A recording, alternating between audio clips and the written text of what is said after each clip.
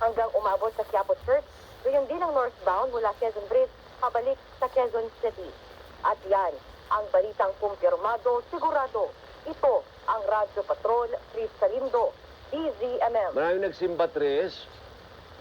Yes, so Alvin, pero kanina yung napansin ko dun sa 5 a.m., walang masyadong dagsa na mga nagsisimba doon sa gilid ng simbahan, yung malapit din sa highway, at saka doon sa Plaza Miranda, ilan lamang yung nakatayo, hindi tulad kapag first Friday of the month na misa, o kaya tulad yung sabi ng Ihos de Nazareno kanina, nakahapon, actually 4 a.m. doon talaga yung pinakamaraming mga nagsisimba. Alvin. Wow, maaga pa pala, no? Pero dalawa lang yun, dalawang set lang, 4 to 5 and 5 to 6.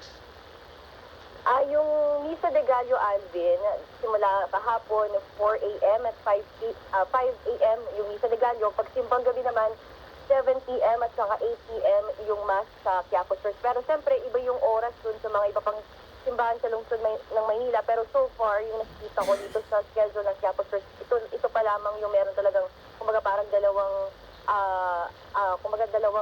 schedule para sa Misa de Gallo at saka simbang gabi. Thank you. Maraming salamat si Trish Shalin. Napunta natin si Arnel Zaita. Good morning, Nel. Yes, good morning, Alvin. Inip ng Batangas Forum for Good Governance and Development Association Incorporated. Si Pangulong Ferdinand Marcos Jr. na isaalang-alang ang hybrid outsourcing bilang solusyon